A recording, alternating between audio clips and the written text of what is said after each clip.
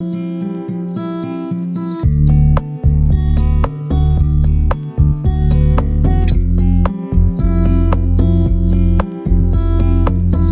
दिन से खांसी की समस्या लोग फेस कर रहे हैं। पेशेंट की खांसी 10 दिन 15 दिन, किसी किसी पेशेंट की 1-1 2-2 महीने तक खांसी ठीक नहीं होती है।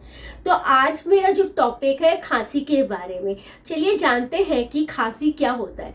देखिए, खांसी बीमारी नहीं है, ये एक लक्षण है। खांसी आपके स्वास्थ्य से संबंधित एक समस्या है। कॉफ आपके रेस्पिरेटरी डिसऑर्डर की वजह से डेवलप होता है या आपके रेस्पिरेटरी सिस्टम में कुछ प्रॉब्लम होता है जिसकी वजह से आपको खांसी होने लगता है। खांसी 2 टाइप की होती है, एक एक्यूट टाइप की होती है और एक क्रॉनिक टाइप की होती है। या फिर वेट कॉफ होता है और ड्राई कॉफ होता है। एक्यूट खांसी वो होता है जो आपको 1 हफ्ते के अंदर होता है, 1 दिन, 1 घंटे, दिन, या फिर आपको 7 दिन के अंदर जो खांसी होती है उसको एक्यूट खांसी में गिना जाता है। क्रॉनिक खांसी वो होती है जो लंबे टाइम से चल रही है, 3 महीने, 1 साल, 2 साल, इस तरह से जो खांसी होती रहती है उनको हम क्रॉनिक खांसी बोलते हैं। ड्राई कॉफ वो होता है जहाँ पर पेशेंट को सूखी खांसी होती है। वेट कॉफ वो होता है जहाँ पर पेशेंट को खांसी के साथ में बलगम निकलता है और उसके हिसाब से पेशेंट को क्या प्रॉब्लम है वो उस खांसी के आधार पर उसको किस टाइप की खांसी हो रही है और कितने समय से हो रही है, उसके साथ में उसको कौन सा बलगम निकल रहा है, उसके हिसाब से डिसाइड किया जाता है कि पेशेंट को कौन सी बीमारी है। अलग अलग बीमारी में अलग अलग तरीके का डिस्चार्ज यानी स्पूटम निकलता है। अलग अलग वो ड्यूरेशन तक खांसी लास्ट करती है।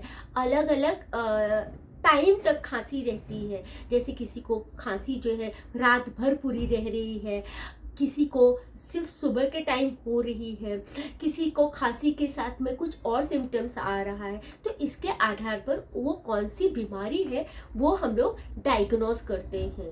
अब आपको कैसे पता चलेगा कि आपको किस प्रकार की खांसी हो रही है।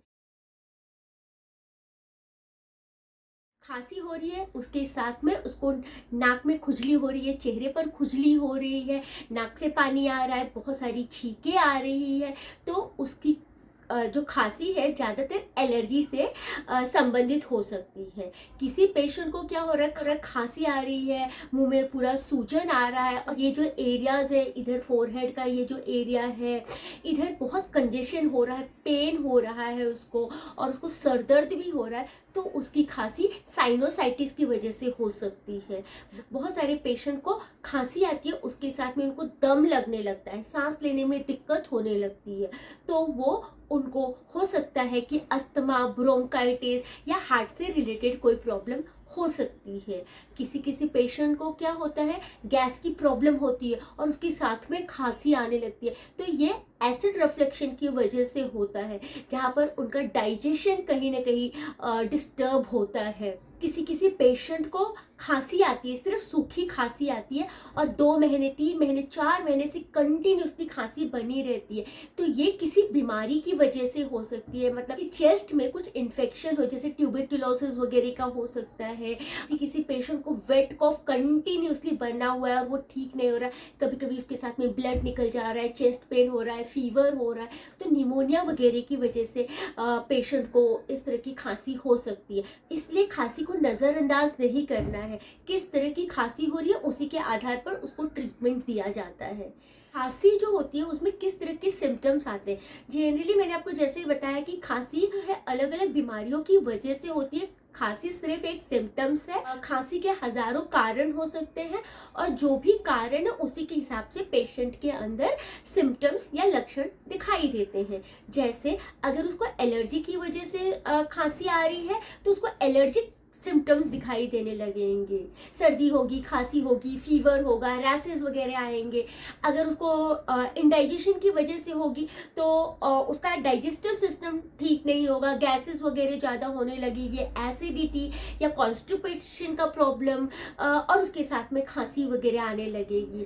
अगर पेशेंट को किसी डिजीज़ की वजह से हो रही है तो उसकी वजह से उसको फीवर आने लगेगा, उसके कॉफ का जो खांसी आ रही है वो एक टिपिकल टाइप की खांसी आने लगती है। जब आप एग्जामिन करोगे तो उसमें एक अलग तरीके का साउंड सुनाई देता है, उसके हिसाब से डिस्टिंग्विश किया जाता है कि पेशेंट को किस टाइप का इन्फेक्शन है, या फिर उसको किसी खाने पीने की एलर्जी की वजह से हो सकता है, कॉफ वगैरह की, अगर सपोज उसको एनवायरमेंटल एलर्जीज की वजह से हो रहा है या फूड एलर्जीज की वजह से हो रहा है, तो इस तरह की जो खांसी है वो एलर्जिक खांसी में गिनी जाती है।